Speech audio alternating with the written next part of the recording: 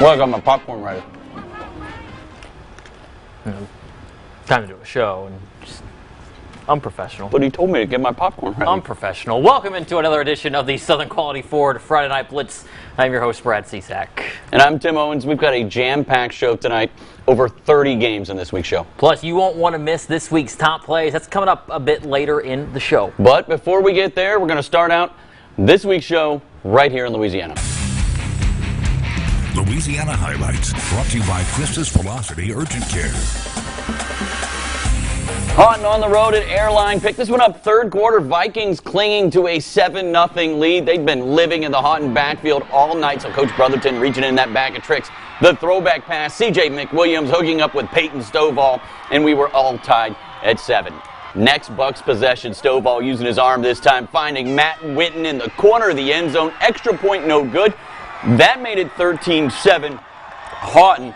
Airline would score again right after that to retake the lead. Houghton would retake the lead after that, and then Airline would score again to win this game 22-19. Pull the upset over Houghton. Big upset win there for the Vikings. Staying in District 1-5A, Captain Shreve taking on Benton. Tigers making a quarterback change this week. Sophomore Caleb Cassidy getting the start under center. We'll get to that here in a sec. First off, Shreve getting right to work on offense. Second play of the game, DJ Fleming untouched. 75 yards all the way to the house. Gators would lead 8-0 after the 2-point conversion. Now, I mentioned Caleb Cassidy getting that start for Benton, but in some trouble here. Eventually brought down by Shreve's Evan Hicks. Tigers would have to punt, but later in the quarter, Cassidy starting to find a rhythm there in that offense. Swing pass to Cameron Rhodes. Rhodes going to find his way into the end zone, putting the Tigers on the board, but it's about as good as it got for Benton in this one. Captain Shreve rolls in this contest, taking it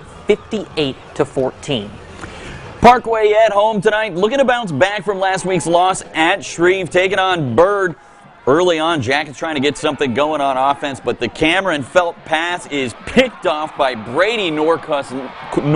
Nice catch there by Norcross. Returns it into Bird territory. Parkway in business, and the Panthers, they get on the board first. Check out the tough run by Gabe Larry.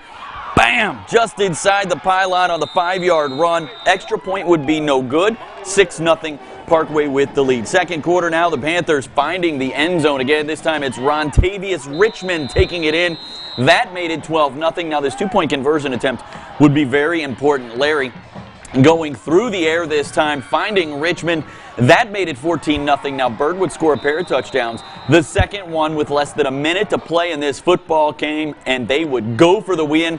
2-point conversion, though, no good. Parkway escapes 14-13, the final. The Calvary Cavaliers looking to move to 6-0 with a win over Magnolia Charter, and Cavs wasting little time in this one. First offensive play of the game, Cade Hart screen pass to Isaiah Brown. Brown is going to take it into Magnolia territory, and it's going to take a handful of Mariners to even bring down the big running back. But on the very next play for the Cavaliers, Hart looking to his right and going to the end zone. Jordan Wallace straight up mosses the defender, hauls this in for the touchdown. Calvary leads 7-0 at that point. Now, after a failed Mariner punt, Cavs with the ball inside Magnolia's 10. Handoff is to Brown, and the big fella punches his way into the end zone. Cavs rolling 14-0, and Calvary wins this one running away. They take it 62-0. Northwood trying to bounce back after last week's loss to Wassman, taking on BTW. Second quarter, 14-6, Falcons in the lead, but Anthony Jones Jr. finds Breon Morris 55 yards on the scoring strike. 2-point conversion would be good, and now we were tied at 14. Moving ahead after Northwood takes a 21-14 lead on a Terrence Cook 1-yard TD run. The defense holds, forces a Lion punt. Jadarius Berry breaks through, blocks the punt. He scoops it up, returns it all the way down to the 3-yard line. Cook would punch it in again on the next play. And then late in the half, Luke Bogan looking to go up top. He finds DeTravion Brown on the 33-yard TD strike. Falcons cruise from there. They win this one 50-26. Evangel trying to snap a 4-game losing streak. Don't hear that very often. Taking on Woodlawn. Knights getting on the board here in the second quarter. DeLatrion Moten threading the needle to Tyrone Montgomery. That is good enough for a Woodlawn touchdown, but they would miss the extra point and they trail 14-6. Same score later in the frame. Blake Chapin going down the sideline, drops this right into Jalen Abraham's hands. He is out inside the 5-yard line. Now a few penalties would push the Eagles back. Didn't matter though. Chapin taking off, and the future Arizona State Sun Devil lowering the shoulder, bounces off one night, fights his way through a handful of other ones to take it in for the touchdown. Eagles lead by 15 at that point, and it was all Evangel from there. They roll 49-12, the final score. Minden has quietly started the season 4-1, taking on North DeSoto tonight. McLaughlin with the long pass to Parker Hall. That's going to gain quite a few yards there. And then the Crimson Tide repeat the play with a quick pass to Parker Hall. And it is a touchdown for the Crimson Tide into the end zone. Nice catch there in traffic. That made it 7-0. Minden with the lead. Minden again later on with the carry. Lister runs the ball, and he is going to take it in for another Crimson Tide touchdown. They keep the game rolling tonight. McLaughlin going to make a quick pass to Richardson here, and that is another touchdown. Crimson Tide looking good so far this season. They win 38-14. Now, scary moment there in that game. Early on, a North DeSoto player had to be carted off. I think you have some more information. Yeah, I've got a little update on it. His mom posted this on Facebook a little bit ago. The CT shows no brain or cervical damage. He has some soft tissue damage in his neck and a pretty nice goose egg on his forehead. He had a bad headache. Gave him meds. He's already taken more and says he's hungry. That sounds like a teenager. So she said he's already been discharged and headed home from Minden Medical Center. So that's good news for that young man. Absolutely. Anytime you see anybody carted off the field, you almost, I think naturally you sort of expect the worst. So to hear that, great news there. Sounds like he's going to be all right. He's going to check back in with his regular doctor later in the week. So. Absolutely. Well, Brad, looking over into Texas, I don't know that there's a district that's more exciting than 7 3A Division I. Yeah, that's right, Tim. You can make a case for 5 different teams coming out with the district crown. 2 of those teams, Hugh Springs and Atlanta, squaring off tonight. Jory Perry is in Atlanta for this one and has more in our Friday Night Blitz Game of the Week, presented by Better Hearing System.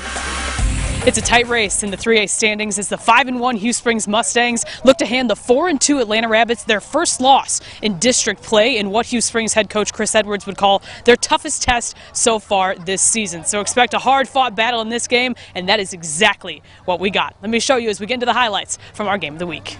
The Atlanta Rabbits playing host to the Hugh Springs Mustangs in a 3A showdown. Late in the second quarter, 14-7 Rabbits. Trayvon Kennedy getting the feed, punches it in for the Mustangs. The 2-point conversion is good. That gave them a 15-14 lead, and that was the score at the half. Atlanta getting the ball first in the second half, and they'd capitalize on the opportunity. Cade Wood looking downfield, 2 Fields.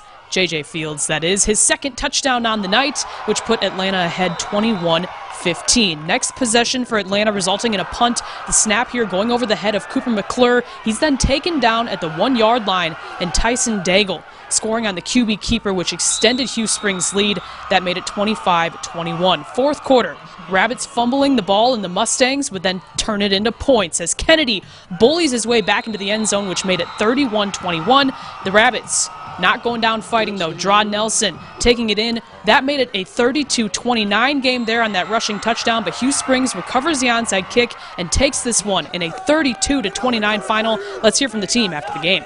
Like I told the kids, I don't think that many people outside of our sideline and our stands thought we had a chance to win this football game, but I think tonight's proof that our kids just believe in themselves and believe in the process, and this is what you get. This win mean everything to me. You know, we just came in with a positive attitude. Everybody doubted us, and we got the W, and that's what we came here for. So the Mustangs now in the driver's seat as they advance to 6-1 on their season. Reporting here at Rabbit Stadium, I'm Jory Perry. I'll send it back to you in the studio. All right, so a big win there for the Mustangs of Hugh Springs. Absolutely. Now that district race kind of wide open. Wide open. Hook still hasn't lost in that district race. Yeah, I have a feeling we're so going to check they're out. really in the driver's seat. They're in the driver's seat, but I have a feeling we're going to check out those Hornets here in a second. Just a little bit. Coming up on the Southern Quality Ford Friday Night Blitz, we're going to head back to the Lone Star State. The Carthage Bulldogs looking to stay undefeated, and can Marshall pick up their 3rd straight win? We're going to find out after the break. Friday Night Blitz on NBC6. Friday Night Blitz on NBC6. Let's go, baby, let's go!